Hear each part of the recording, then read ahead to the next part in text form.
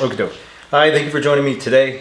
In this video, we're going to be discussing a part of English grammar known commonly as an appositive phrase or appositive phrases, since we're talking about multiple. Actually, these are likely things that you have seen before. You may have actually used some in not only your speech, but in your writing. And essentially what they are phrases that you use to elaborate further on a noun or a pronoun in a sentence, to allow the reader or the listener to absorb more insight into who this person is or what this thing is or what the concept is. Okay, and we'll incorporate a few examples just to explain what I mean. But the most basic, excuse me, let me not get ahead of myself. Let's scroll to the next slide. So in terms of the ordering, so where an appositive phrase would appear in a sentence, more often than not, they will appear following or so after a noun or a pronoun, but that isn't always the case. And in those instances in which they appear before a noun or a pronoun, those would be considered in an inverted order. Regardless, they still function the exact same way.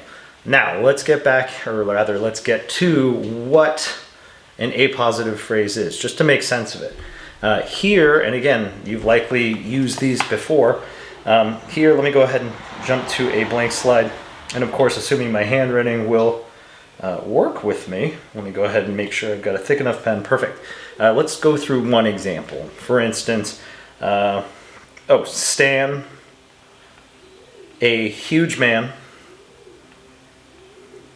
sat in the small chair. Again, I do apologize for my handwriting. Okay, so let's look at the sentence. Here we've got Stan, who's our subject and also a proper noun, right? We're talking about a person. And we note that he is a huge man, separated by commas, just to incorporate that detail. And well, what did this huge man do? Well, we know he sat down in the small chair, whatever that is, or wherever this is. Okay, let me go ahead and differentiate this a bit, switch to my highlighter. Okay, so here, this part of the sentence, I'm going to underline it or highlight it with yellow, where I wrote a huge man. This is considered an elaborative detail, and it's referring to, I'm going to draw an arrow, Stan, the noun or the proper noun Stan. This, what you see highlighted, is considered an appositive phrase. Notice as well that it comes after the noun that it's referring to, which in this case is Stan, a person. Why are we talking about appositive phrases? The reason we in English use appositive phrases is mainly to keep things more efficient in a sentence. For example, instead of having to write two separate sentences telling you that Stan sat in a chair, or a small chair, and in the next parts remind you or tell you that Stan is also a huge man, that would be two different sentences, right? So I could write it as Stan sat in the small chair, period. And the next sentence would be Stan was a huge man, period.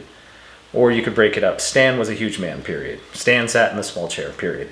Again, you would achieve the exact same effect in terms of communicating your point, but it would be less efficient insofar as now you have two sentences instead of one, which in that one sentence, using the elaborative phrase, the appositive phrase, I was able to provide that detail without having, again, to produce a second sentence. All right, let's go ahead and go through another example. And I did pre-write these for once, right? I'm very positive. Oh, okay. Now let's talk about Stan's car. So let's try, and I'll just mark this with a bullet point. His car, comma, a huge, I've already used huge. Let's go ahead and try another adjective. A hulking, God, again, forgive my handwriting.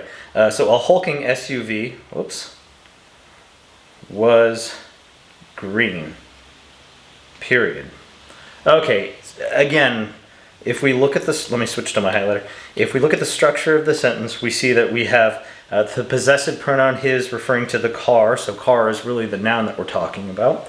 And then once again, we have our appositive, which is separated more commonly using a comma, right, to create that pause, that break in the sentence. So his car is what we're talking about. A hulking SUV, which is our appositive, is referring to the car, was green. Again, you could have produced the exact same effect in terms of communicating that his car is both green and it belonged to him using two separate sentences like, oh, Stan's car was green. Stan's car was also a hulking SUV, right? But not as efficient. So we use those appositives to make it so. Now this is what's considered normal order insofar, again, as the appositive follows or comes after the noun that it's referring to. However, if you would prefer instead to use an inverted order, so it comes before the noun, then you could rewrite it as a hulking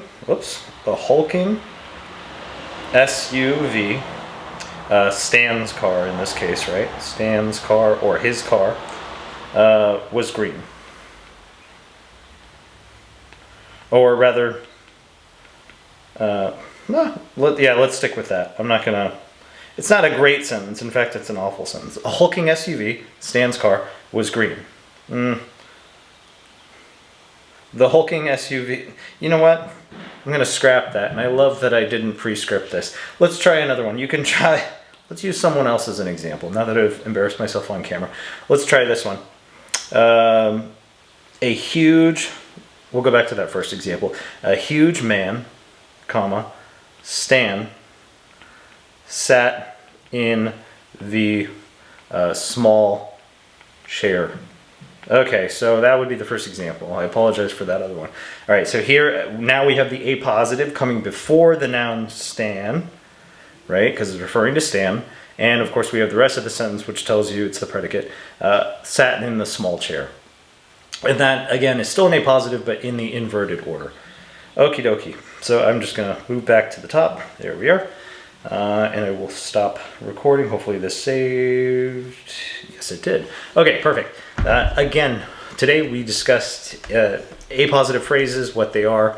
Just as a recap, they are elaborative sentences, or phrases, excuse me, that discuss further, or rather describe further, a noun or a pronoun in a sentence to give additional insight or give some extra information relevant to the topic. Apart from that, oh, and of course we use those to make our sentences more efficient, right?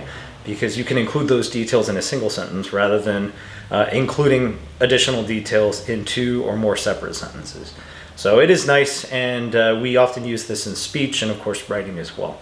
Anywho, hopefully that clarified it. If you found this video helpful, I would really appreciate it if you would like it, and of course also subscribe if you aren't already. It does help the YouTube algorithm so that I can gain some traction and then perhaps communicate with other teachers globally or locally or whatever.